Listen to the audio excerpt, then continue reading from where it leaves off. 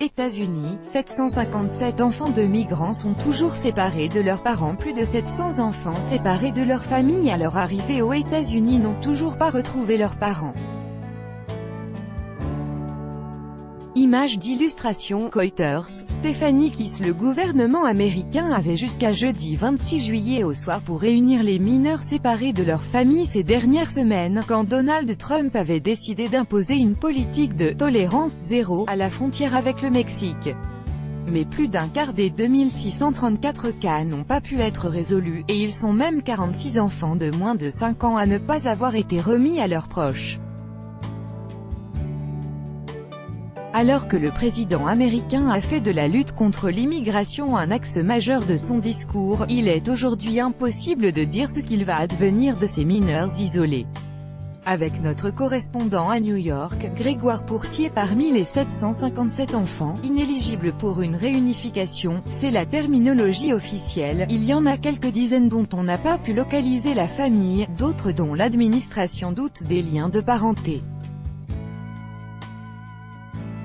Mais pour plus de la moitié, les proches concernés ne sont même plus aux États-Unis.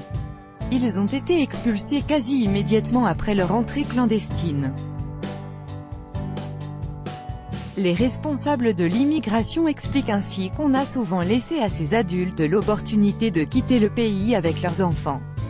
La plupart auraient fait le choix désespéré de laisser les mineurs seuls, en espérant que, au moins, puissent s'installer aux États-Unis. Beaucoup de ces latinos disent aussi qu'ils ne comprenaient pas l'offre qu'on leur faisait, en anglais. Une administration dépassée ces dernières semaines, les drames de ces familles, si concrets, si proches, ont bouleversé les consciences américaines. L'administration, elle, a le plus souvent donné l'impression d'être dépassée par la situation, notamment à cause de services et de sites qui n'étaient pas connectés entre eux. Surtout, l'incertitude demeure pour la suite.